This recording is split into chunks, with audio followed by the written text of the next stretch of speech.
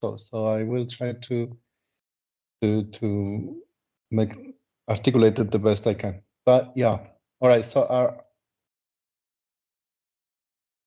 when I arrived there, I was sort of how good it was. I mean, this monastery is a very luxurious one, and the the rooms are very good with the inside and everything, and then there is I think 8 monks, 9 monks. All of them are Western monks, and there is then with there is one with 44 years as a monk.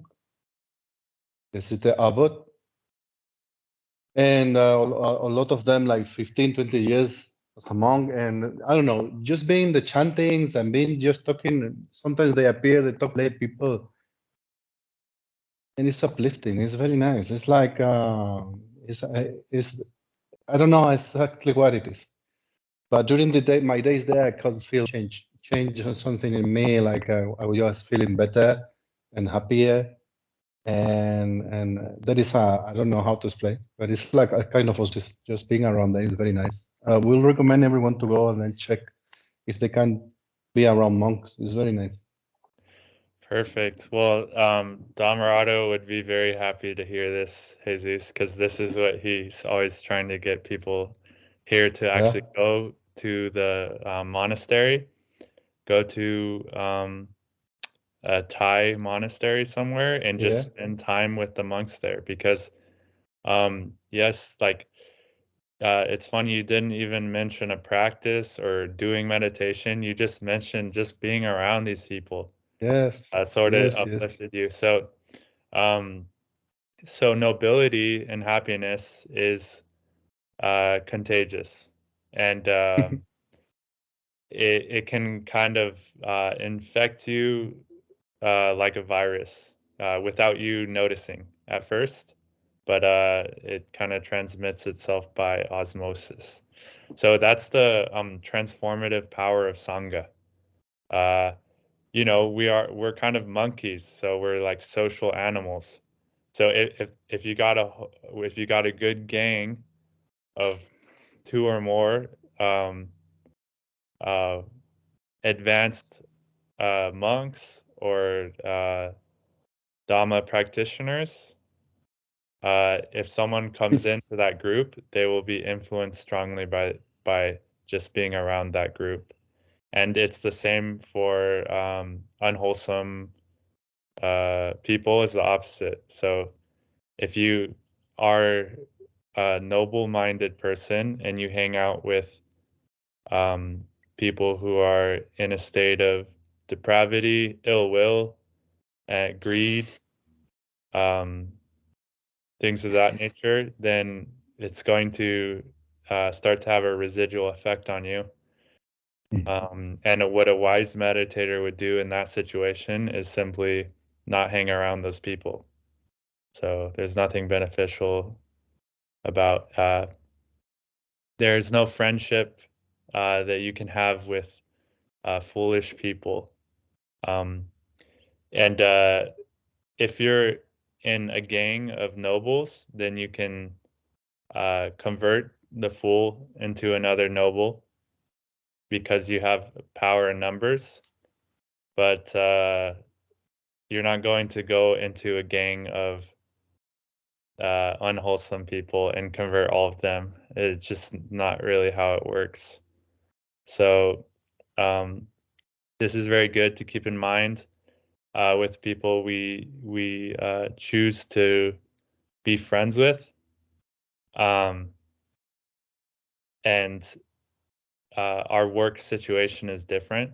So if we're in some kind of situation where we need to interact with these people, then in that case, your job is to make friends with these people and be as friendly as possible without allowing yourself to join the same misery that they inhabit. So I'm sure we've all heard this before, is that misery loves company.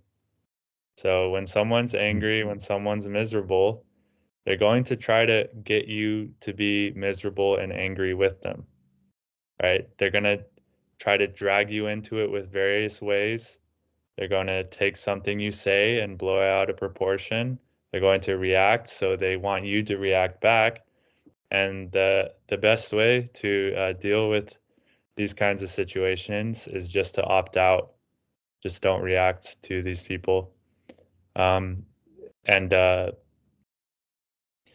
there may be opportune times when you can teach the Dhamma simply by living it.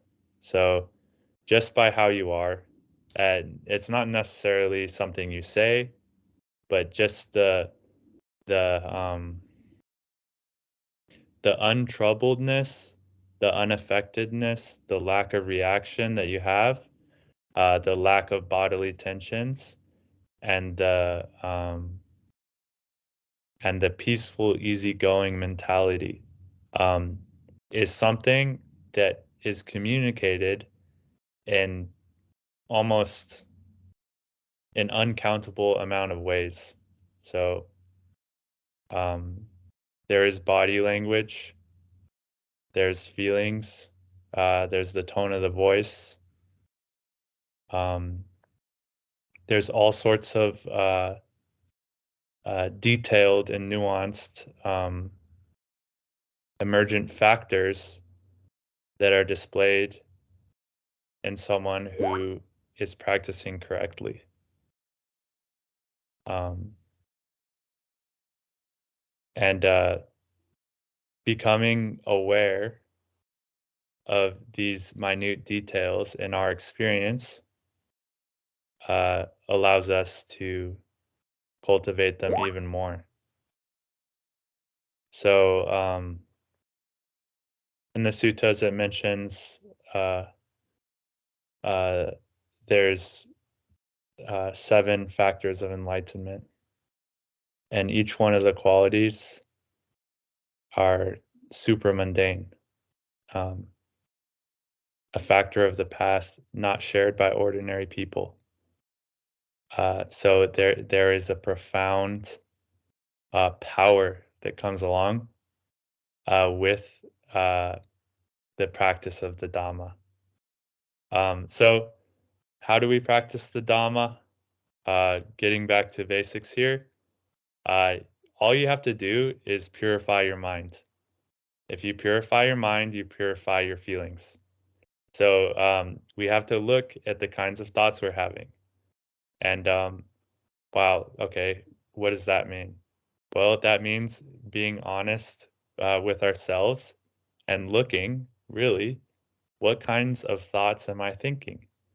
And you might not want to look because you're ashamed of the kind of thoughts you're having, or you feel guilty of the kind of thoughts you're having, or you're so wrapped up in the thoughts that you're having that you don't even realize that they're thoughts and you think it's you.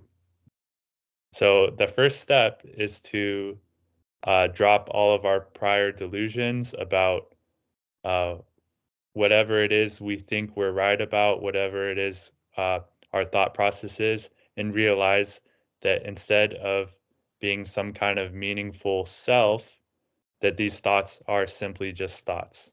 So that's right view. So looking at thoughts as thoughts. It sounds so simple, right? Seeing thoughts as thoughts, but it's so important. There's no other way to go about changing the thoughts we're having without realizing first that these are thoughts that we are having. And you can ask yourself investigation questions like, what is a thought, right? So a lot of times we take thoughts for granted. We just think thoughts, but we don't really pay attention to what the actual sensation of a thought actually is. So we have a constant stream of thoughts going on, and normally our thoughts are kind of just vague appearances in the background, right? we're not really aware of what the experience moment to moment of a thought actually is. And so we're not aware of what the thoughts are actually doing. So if we pay attention to the actual sensation of our thoughts, we can see that there's not always thoughts there. There's actually thoughts that are coming and going, right? You have one thought appears, it wasn't there, the thought is there. And then in a flash, that same thought is gone. So the mind is actually appearing and disappearing every single moment rapidly, insanely rapidly. So it actually takes quite a bit of hyper awareness to catch thoughts as thoughts. So when I say seeing thoughts as thoughts, it's really kind of like an Olympic feat to do this. You have to have the reaction time of a world-class tennis player or something. You have to really be there for the moment a thought arises, and the moment it passes. And then once you cultivate this type of awareness, well, now we can see thoughts as thoughts, and we can think the thoughts that we want to think. So we can think wholesome instead of just being a victim to the normal unwholesome dialogue that's going on, that's causing all these uncomfortable feelings. We can actually pick and choose the thoughts that we want to have. So we can get rid of the thoughts that is causing dukkha and put thoughts that cause sukha. And this is going back to the Four Noble Truths. So any practice that we do, any technique that we do in the context of the Dhamma is guided by simply the Four Noble Truths. So, okay, I've identified, firstly, there's dukkha here. I'm experiencing dissatisfaction. So first step, don't be in denial. Okay, there's dissatisfaction. That's the first step. That's the first noble truth. Okay, what is causing this dissatisfaction? Well, if I pay attention, my own mind. So the thoughts that I'm thinking is causing me dukkha. Okay, what's next? Does anyone know what the next step is? DJ? Oh, third noble truth, the cessation of dukkha? Yeah, so how do we go from thinking unwholesome thoughts, feeling dukkha, to the opposite? So that would be putting in the right effort and changing the thoughts from unwholesome to wholesome. Is that what we're talking about here? Yes. Okay, so that's the next step. Okay, so we've identified the culprit for our dukkha, and now we have to do something about it, right? So yeah, that's takes a little bit of effort. I mean, not a lot of effort, but there is a right effort there. Okay, instead of feeling how I don't want to feel, why don't I think thoughts, plant seeds that are conducive to feeling how I want to feel? So I'm actively changing my mind. This is not a passive practice. It's an active decision to actually think thoughts that are wholesome and conducive to our well-being as well as others. A lot of times the sutta mentions the importance of seeing the danger in things that cause dukkha. So in order for you to even want to stop doing something that is causing you suffering, you kind of need to fully understand the danger in it. So an alcoholic isn't going to try to stop drinking alcohol until they fully comprehend the danger that they're causing themselves by drinking alcohol. So we are alcoholics for unwholesome thinking, and we don't realize the danger. So we're blissfully we're ignorant of our addiction to thinking unwholesome thoughts. And this is the source of all of our suffering, all 100%. None of it is because you're a victim. I'm sorry, people who think it is. Actually, the thoughts that I'm a victim is probably one of the main thoughts that are causing our own suffering. So catch the thoughts. Firstly, don't make more unwholesome thoughts about the unwholesome thoughts. Say, oh, these are just thoughts. These thoughts are the origination of dukkha. And so next step is, what is the end of dukkha? Thinking thoughts that are completely pure and harmless. So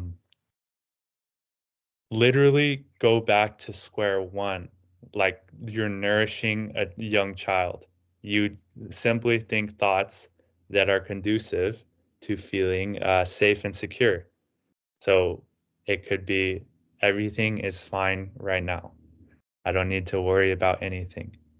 Okay, everything's okay. Right? This practice should not be mistaken as juvenile or some kind of like, or patronizing, right? Like, why should I have to think thoughts that sound like I'm trying to console a child? Like, I'm not a child. Well, actually, emotionally, you are a child because you're afraid and you're suffering. So you have to treat that level of ourselves. So we have different levels within ourselves, right? We have an inner child, we have an inner adult. The inner adult actually has to take charge and start nourishing and providing safety and providing security to the inner child. So the emotional, fear-based mechanisms that our mind and feelings are normally operated by because of the experiences that we had in childhood. So the defense so something happened when we're kids, life happens, and so we developed defense and coping mechanisms to cope with the suffering, cope with the danger of the situation. So you end up developing habits of being afraid and being worried about something, because even when there's nothing to worry about, that's the habitual tendency that your mind has practiced through the years as an attempt for self-preservation. So it's just totally instinctually based fight or flight mechanism. And so this fight or flight mechanism that is perpetuated by worrisome thoughts, unwholesome thoughts, angry thoughts, essentially any thoughts that aren't about the Dhamma, or everything is fine, everything is okay. Any thoughts that aren't about intelligence, clarity, any thoughts that aren't about seeing things the way that they actually are. So another good term for unwholesome thoughts is mental proliferation. So a lot of our unwholesome thinking is proliferating about things that aren't there. So completely imagining dangers and getting the body in a state as if the danger is actually there, when the fact of the matter is, right now, in this moment, in the reality of the moment, there is absolutely zero danger. So if you if you look around, there isn't, your boss isn't here. Whatever it is you're worried about is going to happen isn't here. Anything that the mind imagines to be afraid of is not actually there in reality. So the idea is to wake up to what the mind is doing, wake up to the fact that your own mind is causing your own suffering, change the mind intentionally, so you can start feeling the way that you want to feel. And then once you feel the way that you want to feel, you can develop an even deeper and more clear understanding of the nature of mind. And that's essentially the whole Dhamma. So the Dhamma is all about understanding the nature of mind and how it is constructed and deconstructed on the level of dependent origination. And if you're in a whole load of dukkha, the first step is to get yourself out of the dukkha. So that's step one. Once you're out of the dukkha, you can see how dukkha appears and disappears even better. And this is the path to insight. And when you develop insight, there's an even more profound equanimity that is developed, because you see reality as it actually is. Yata Bhuta Jnana Dasana, the knowledge and vision of things as they actually are. And from the vantage point of seeing the universe as the universe, there's absolutely no problems. There's absolutely no self there. There's nothing to identify with, nothing to cling on to. It's just an immaculate, impersonal emergence that's going on its own, and you were never involved with it to begin with. So it's just unfolding perfectly, just as it should. So this is the complete fruition of the path, and this is the moment-to-moment experience of an arhat. There's still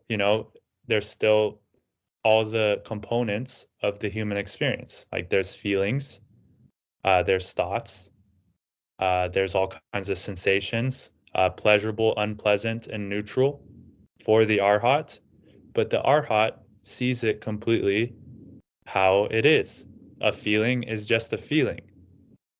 That feeling is not me. When does it become me? It's simply a feeling that appears and disappears. And it's the same with all thoughts, and it's the same with all sights, sounds, odors, and tastes. And that's about it there is to this whole experience of being a human. There's not really much else that there is to it. So it turns out that the Dhamma is actually very, very simple and straightforward. It's just a matter of repeating it over and over, remembering to look over and over. You get wrapped up, you get lost in the activity of your mind, the activity of your feelings. You forget what they actually are. You fully, strongly believe that it's you. That's the moment when you need to wakey and have a look again. Oh, actually, it's not really me. It's just a thought that's appearing and disappearing very rapidly, and a feeling that is appearing and disappearing. And this thought is the origination of my dissatisfaction. And the cessation of this thought is the cessation of my dissatisfaction. And this path is the way to the cessation of my dissatisfaction. So what is that? The Eightfold Noble Path. And how do you start the Eightfold Noble Path? Right view. It all starts with having a look, just looking at things honestly.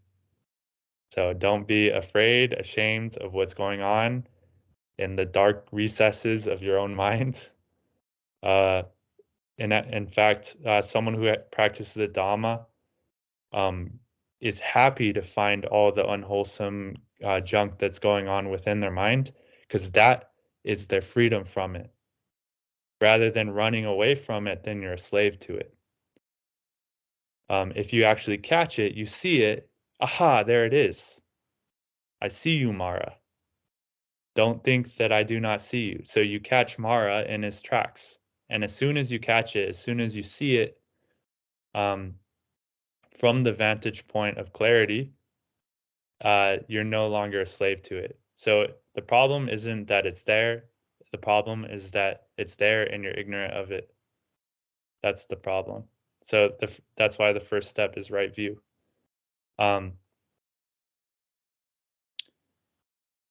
Yeah, so I think I was going to say something else, but it slipped my mind.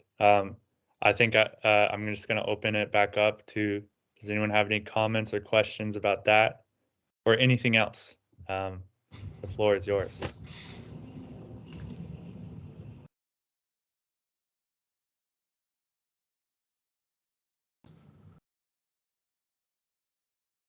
Sounded a bit, Scott, like we were going to start spinning with the sati, the viewing, and the effort too, right? Because they're starting to talk about the Noble Eightfold Path. Yeah. Please talk about that, TJ. Oh, okay. Yeah. Because of course, right view comes first, right? Yeah. So, and part of that too, I think, with right view or viewing, right, is like moment to moment, also discerning, right, wholesome from unwholesome in a way. That's really helpful, because even the word like wholesome as well, when we're talking, like, it fits so well with the Four Noble Truths and like that feeling of like wholeness, right? Because when we get to that second noble truth, right, it is about like the unwholesome sort of thinking, but that's also through ignorance and craving or aversion, right, is why we're suffering and we don't feel whole, complete. There's a lack, right? So coming back to thoughts of wholeness, right? And so that's where it's actually, again, coming back again to the three spinning there with the sati, viewing, and effort, right, is that waking up to that. So we remember the sati, the waking up, the remembrance to actually take that look and then apply the effort so that these actually run around and start to really generate. And then we get on to the attitude, of course, which is another path factor and all that. But yeah, it's really helpful, like, I think in practically, like, practicing this, and like why we practice anapanasati, or like why the breath and what have you, is a wonderful little reminder and a tool as well, not only to just enjoy, and with the breath and joy being alive, that's wholesome in of itself, but then also just, I mean, it's there, right? So we wake up to the body, we become aware, and with that we become aware of the mind, and then we can come back and actually see what is happening now, right? So, but it's training that skill, right, of sati, of waking up, because yeah, if you're caught in a daydream, if you're kind of like ignorant and off, there isn't good, it's just going to be you're going to be stepping in the dukkha. It's going to be that proliferation. But when you're awake and aware, then we can look at the mind and we can be like, wait a minute, we can wake up and actually start to choose to like feel the way that we want to. Yeah. Perfect. Yeah. So each part of the path, each what is the three? It's right view, right effort, and what's that third one? Sati, or normally it's translated as mindfulness. Right sati. Yeah. Yeah. So right remembering. Yeah. So the right view strengthens the remembering of the Dhamma, or the remembering to look, and the remembering to look strengthens the right effort. So the remembering to change. So these three things circle around each other and strengthen each other. And if you have those three, the rest of the Eightfold Noble Path follows suit. And actually, so does the progression of jhana, and the progression of insight, and the full realization of nibbana. So you don't need to do all the jhanas, right? So like most people think, oh, I'm going to do first jhana, now I'm going to do second jhana. Okay, I've passed second jhana, let me do third jhana. No. All you need to do is right view, right effort, and right sati. And you just keep doing those. And that's the engine that fuels the complete progression and fruition of the rest of the path. So the practice is extremely simple, but you just repeat the same practice over and over. So essentially, coming back into first jhana, getting yourself back into a wholesome state of mind over and over. And then the rest of the jhanas are a natural evolution. And even the first time you attain nibbana is just going to be a spontaneous attainment. So you're not going to be like, okay, I'm going to experience nibbana now. It's just going to be, oh, the circumstances are perfect. You're sitting somewhere and there's not a care in your mind. There's not a dukkha on your mind, and everything is just fine the way it is. And the universe sweeps you away into its blissful, its blissful expansiveness, and for a moment there, perception and feelings are just gone, and then so you get a taste of the Dhammakaya, because normally, so all there is here is the universe is happening, right? But we're experiencing it through the vessel of a human mind and body. And with the human mind and body comes the feeling and perception. So these are various filters through which the body-mind instrument is reconfiguring the universe and altering the universe. So when these filters stop for a moment, take a break, all that is left is the full body of things, or the Dhammakaya, or the universe itself, without any middleman or without any reconfiguration of it. So we talk about the word wholesome, then that's the whole thing. So there's no separation. There's no ignorance that creates artificial division of this is me and that's not me, or that's not me, or both. So it's not me, but it's not me either. So all of those are artificial boundaries. So even to say it's not me, it's drawing a boundary, funnily enough. To say it's me is a boundary, but saying it's not me either. It's neither not me nor it is me. It just is what it is.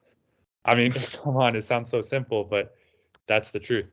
And so when you experience the full Dhammakaya, the first time you experience Nibbana, when the feelings come back on, when the perceptions come back on, a profound relief is felt, and the body is flooded with transcendent joy and euphoria and bliss and happiness. And then you're probably going to think, oh, this euphoria, this bliss, this happiness is Nibbana. But no, that's just the result of the relief that is experienced from a Nibbana. And you're probably going to think, oh, all this joy, all this relief is me. But no, that all just kind of happened to you spontaneously. So it's not till you experience Nibbana a couple more times, you keep practicing until you fully understand what's going on when it happens. And it's the same with jhana. So when we get into first jhana, the first go about it, we get ourselves into a really wholesome, we feel really alive. We're thinking one wholesome thought after another. First, we don't really know how we got ourselves into it. We kind of just found ourselves in first jhana, right? But the more that we practice, the more that we repeat it, we develop a complete, detailed, and nuanced understanding of how this actually process comes about. And it's the same with Nibbana. So when we repeat over the practice of the Dhamma, we develop more advanced understanding of the process of the Dhamma. So essentially, we develop a more detailed understanding of how dukkha appears, instead of just like a broad understanding of how dukkha appears. Oh, dukkha appears because unwholesome thoughts, right? But we see the mind moment by which dukkha is fabricated, the exact mind moment. So the exact mental formation, the exact perception, the exact feeling. And we see, oh, such is perception. Such is its origin. Such is its passing away, to quote the suttas.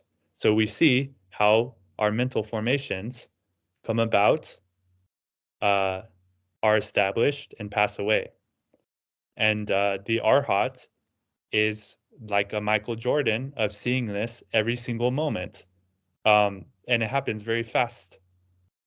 Every single moment happens very fast. So the more that you remember to look, the better, the more quick you get at it. So it is like it is a training, it's a practice. So if you want to practice your vertical, you want to practice jumping high, you're going to need to repeat jumping. And each time you jump, you're going to get better at jumping. It's the same with bringing our thoughts into wholesome thinking and bringing the feelings into wholesome feelings. How good can we actually feel? So we practice jumping to the heights. We get better and we can jump higher and higher. And the higher you jump, the more stuff you can see. So the higher, the better you can feel the mountaintops that you can reach, the better the vantage point on what was going on down there. So how did that dukkha actually start? I couldn't really see it when I was on the level of it, but now that I jumped up out of it to the heights, I can look down from the vantage point of wisdom and see how this happened. It's like we didn't really understand. We had maps of the Earth, but we didn't see the whole Earth until we went into space, and now we can see the Earth. So I think that's one of the boundless jhanas, boundless space. So literally, you got to go into space. You got to be an astronaut.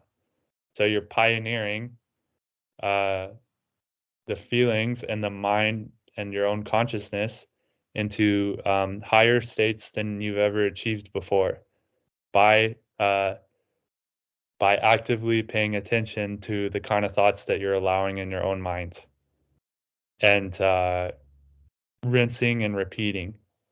So yeah, may have gotten some success. Now you got to do it again, and you just keep doing that. So you the only thing that you're actually doing is what we're originally talking about, is replacing unwholesome thoughts with wholesome thoughts, which is essentially done by right view, right effort, and right sati. So looking first, remembering to look, and then taking the least amount of effort possible to make a change for the better. Get yourself in a good state of mind. Get yourself in a state of mind that's good for you and good for other people. So you realize only good can come about of this practice. On the other hand, not doing the practice, only danger comes out of it, only suffering. Look at all the bad things that happen when we let our mind go into unwholesome territory. All the fear that happens, all the relationships that we destroy, all the bridges that we burn, right? Only suffering comes about. So fully comprehending the danger, wow, now I'm really actually going to put the effort in, because that's dangerous, right? If you don't realize it's dangerous, you're going to just keep doing it. So you have to come to an honest reflection of yourself and take joy in that. Actually congratulate yourself. I'm doing something noble here.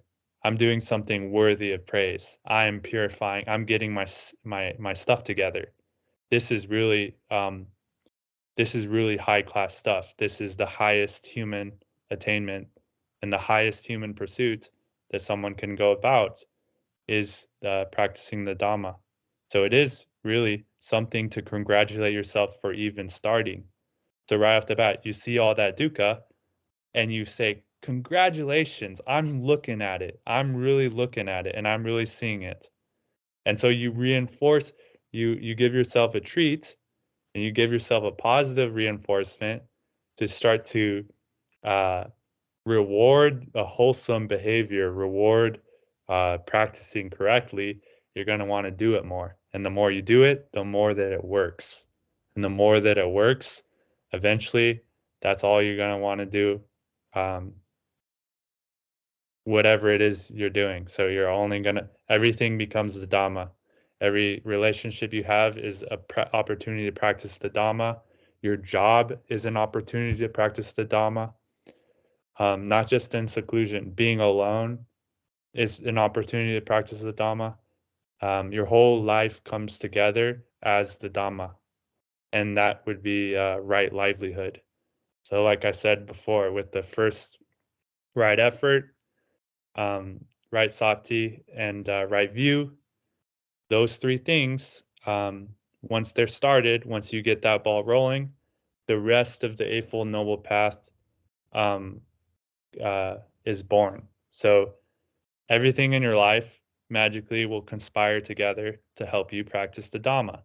And you see things as a great gift, a great opportunity to practice the Dhamma. Whatever hardships you are dealing with in your life is actually a gift that you can use to cultivate wisdom. And by you approaching life through this perspective, this will cause great things for you, great changes. So it starts with getting the mind in order. When you get the mind in order, you get the reality in order, because reality is made of mind. So they're codependent arising. The inner and the outer are codependent arising. They're dance partners. So if we get the inside all wholesome, all good, all in order, all clear, all pure, then naturally it's going to have an effect on our external life as well. Our relationships, our job, everything we come into contact with will benefit from this noble practice. So it's worthwhile. And everyone here, congratulations for being here, for actually practicing the Dhamma. This is something to actually feel good about yourself. It is truly a noble pursuit. So I want to thank you guys for coming. I want to thank you guys for practicing.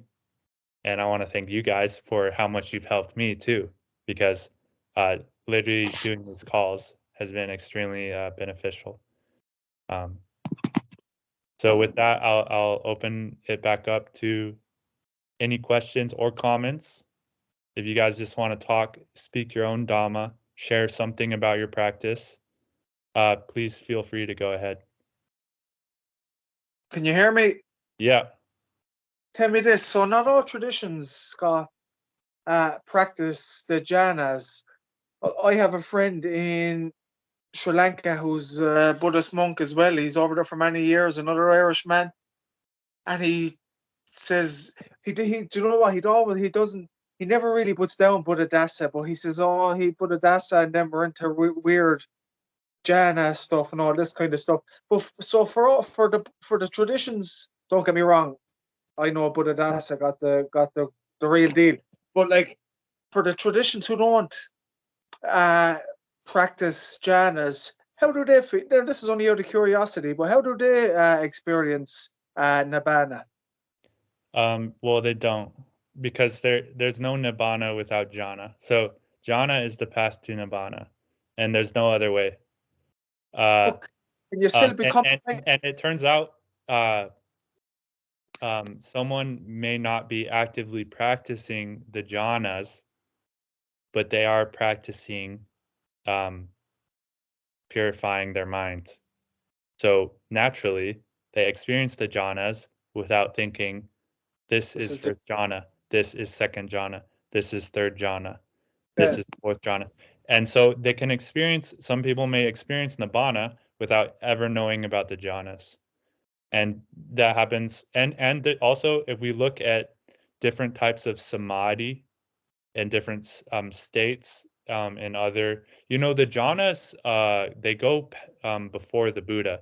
The jhanas were already around before the Buddha showed up. And there's different types of samadhi in the Hindu traditions that overlap pretty well with the jhanas. It's just that people didn't understand completely how to navigate the jhanas and how to practice the jhanas for the sake of nibbana. So some people only know how to get into blissful states of concentration for the sake of getting in those blissful states. And once they're out of it, the same bad habits, the same dukkha's there. So that's a lot of traditions too. They practice jhana, but they don't practice insight, so they don't get the nibbana. And some traditions don't think about any of this. and they just practice, I don't know, whatever it is, technique they do, and then they just do it well enough to the point that their mind and body is purified and they can experience the process of jhana and nibbana. But the Buddha is actually, he's referred to as an intelligent Buddha. So there's Buddhas that are less intelligent and Buddhas that are more intelligent. So there's Buddhas that are Buddhas but don't know how to describe with precision the process by which they became one, right? The Buddha had a full comprehension of the arisal and passing away of suffering, and down to the minute details, and down to the minute practice of actually how to do it intentionally.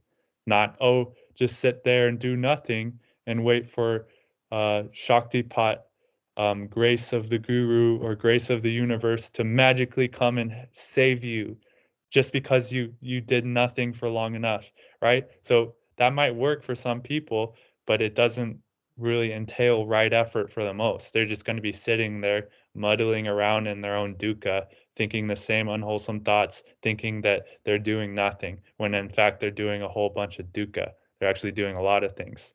Tell me this, do you have to experience nibbana to become enlightened? Yeah, like that. You have to. And, it's part of the process, 100%. Yeah, that's 100%. There's no other way. And what about this? But I thought our path, Scott, is to be in around first jhana and just be in the present moment as much as possible. And is that not enough to make this shift? Just being in the present moment all the time. Well, you are in the present moment all the time, but the present moment sometimes can be obscured by our unwholesome thoughts and our unwholesome feelings. So if the present moment is full of dukkha, the whole point is to develop an understanding of how the dukkha comes about and how it goes away. And nibbana itself is simply the cessation of dukkha. So you might be thinking of nibbana as some magical thing, but nibbana is simply the cessation of suffering, all suffering whatsoever, like completely. Like when we're talking about the 7 factors of enlightenment, now there's nowhere the 7 factors of enlightenment is what you need. I'm presuming to become enlightened. Like so. There's you don't need. So like, here's the thing. There's so much things within the Dhamma. There's the 7 factor of enlightenment. There's the 8 jhanas, and there's so much complexity to the Dhamma. But that complexity is not practiced. The thing is, the only thing that you practice is right view, right sati, right effort. That's all you do. So going in. This goes back to your original question, Dean. Isn't first jhana enough? Yes, first jhana is enough. That's all you practice. Everything else comes about and you develop an understanding of it, but you don't practice it. I mean, I know some traditions will say, okay, I'm intentionally going to go into this jhana now, and I'm going to do that. So I'm going to set an intention for this jhana and have it happen. But that's not how I experienced it, and that's not how I learned it from Dhammarato. All I learned, and from reading the suttas, is to practice right view, right effort, right sati, paying attention, and then you can get so good at it, and you can get the states of mind so refined that you see, there it is, 4th jhana, or there it is, dependent origination. I can see it clearly now. But that's only because I practiced the foundations so diligently and so over and over.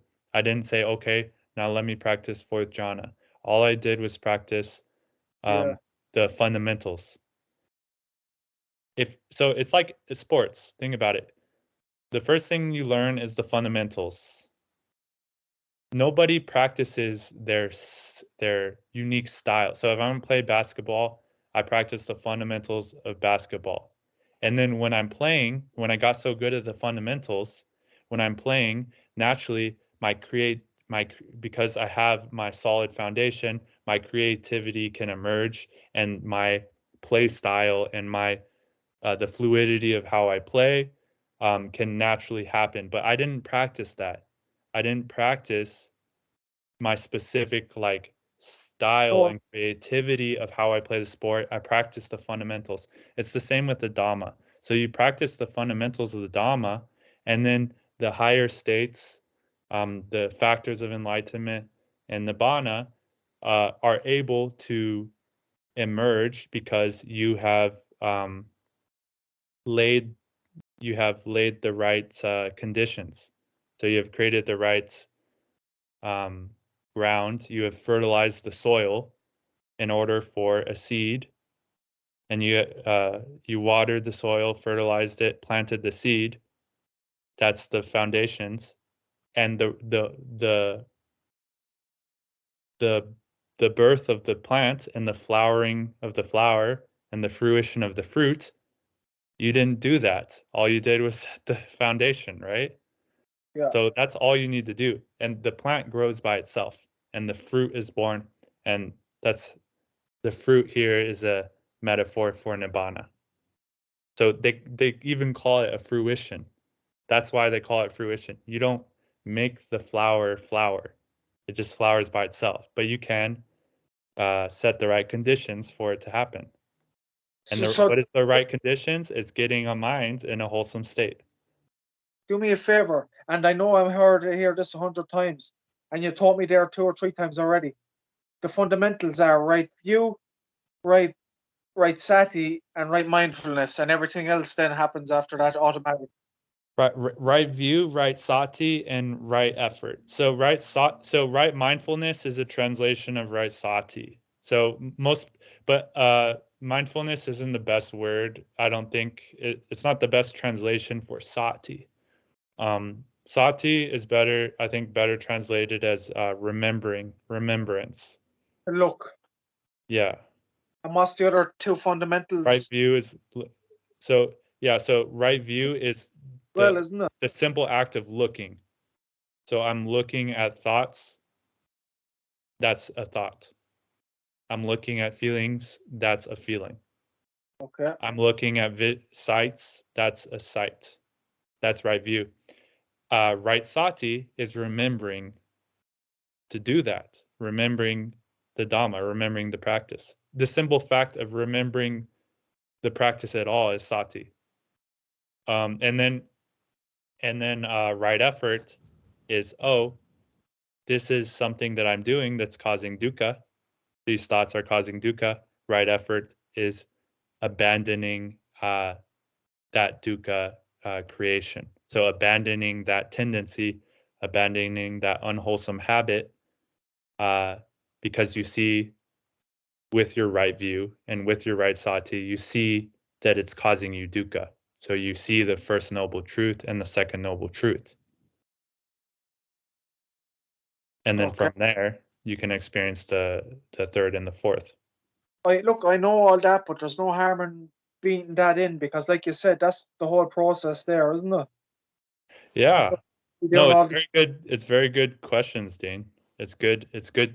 You know, this thing needs to be, this is part of right sati. This thing needs to be repeated over and over. So we need to be washed over. So it's going to be the same thing every time, is going to tell you, but we need to be, we need to repeat it. So we need to hear it again and again, and then we need to remember to practice it again and again. And this is how you change our fundamental habits. So it's not that don't think, oh, I heard it once, I should know it by now. No, we actually need to be reminded of it, and we need to practice reminding ourselves of it. We need to relearn it over and over again. That's part of the repetition. About 2 weeks ago or 3 weeks ago, over a weekend, I got that couple of bursts of joy, that winner's feeling that Dhammarato's always speaking about, and like, the way I'm looking at it, it was obviously the right effort and the right work I was doing. I was having good sits, but what's more important is between your good sits, you need to be fucking in the present moment all the time, as much as possible between the good sits, and automatically then you'll just get a whack of joy, and it's fucking unbelievable stuff, isn't it? Yeah, man, that's the sati. So we get like a whack of the joy again because we remembered. Congratulations, you remembered. Even when, oh, I'm like, okay, this call ends and I forget about I go about my day and I may start to think of unwholesome thoughts again or I forget. And then right then is when the time is to remember, oh, I remembered it again. Congrats. But I'm back. I'm right back where I was in the call. I'm wondering if I still have to peel back the layers a small bit more, because one of them times when I got that whack of joy, I was meditating, but I was also listening to stories about Buddhadasa, and it was when I was thinking about Buddhadasa that hit me with the whack. So I still need to come back a bit more, do I? If that makes sense. It I need to doesn't. come back to get that joy, the feeling of breath or waking up. So the subject, the content of your thought isn't as important as whether it's wholesome or unwholesome. So we're not trying to bully or discipline our thoughts. We just make sure that they're wholesome. So it could be a thought about Buddhadasa, or it could be a thought about literally anything, as long as it's not a thought of wanting something. It's not a thought of greed. It's not a thought of aversion. It's not a thought of ill will. And it's not a thought of cruelty, or it's not a delusional thought. So mentally proliferating about something that's not there. So as long as it's not any of those thoughts, then it's a wholesome thought and there's no harm in it. So it could be about literally anything. Think about whatever you want as long as it's wholesome. There's absolute freedom here. It's just that we realize these certain type of thoughts cause us dukkha. On the other hand, these thoughts don't. So oftentimes I like watching videos about scientific theories and all kinds of like documentaries and facts about the world, and it's completely wholesome because it's just about it's about investigating things, understanding things, learning about things, all of that. There's enthusiasm and joy there, so it has nothing to do with greed, ill will, or delusion.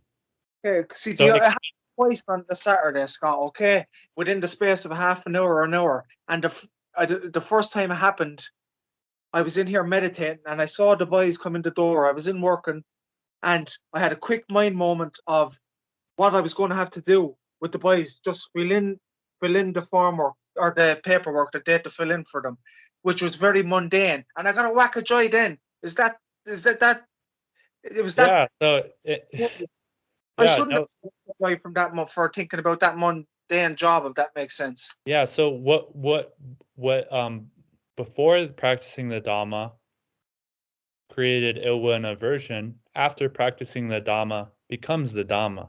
So what before you resented doing and you didn't want to do, actually, yay, I get to go to work. Yay, I get to solve these problems. I get to take care of my family. So what before was seen as hell becomes heaven. It's the same place seen from a different vantage point. So Yes. the perception of it changes. It's the same thing. We live in the same world, okay? But the place beforehand, samsara becomes nirvana. And you see samsara is nirvana. It's just how you perceive it. It's 100% the activity of your own mind. So we never suffer because of what happens. We suffer because of how we perceive what happens, how we interpret what happens. So Right. the practicing the Dhamma is just becoming aware and aware again and again of this very rapid process that the mind does that either creates dukkha or creates the end of dukkha. So it's very rapid, moment by moment process by which our mind creates dukkha or doesn't. And it Okay. happens every single moment, over and over, very, very fast. That's good. Well, look, that's actually a good example for other people to learn something from as well. Like, it doesn't have to be like that was a thought about something that's fucking mundane that I was going to do, but I got a whack of joy. So yeah, that's good to know for people, like, and myself, obviously. And look, thanks for answering my questions anyway. And I leave someone else take the floor. Yeah, thanks for speaking out, Dean. It's always a joy to hear you and hear what you have to say. So thanks for sharing. Okay, so we've been going on quite a good amount of time here. I think this is a good, unless there is a question. If there's a question, I would happily keep going. Okay, well, I think this has been a good talk. Thank you, Dean. This is a good note to end it on. As always, thank you everyone for coming, and it was wonderful to see you again, DJ. Good to see you again, Scott. Yeah. So take care, guys, and I'll see you next time. Bye-bye. Bye.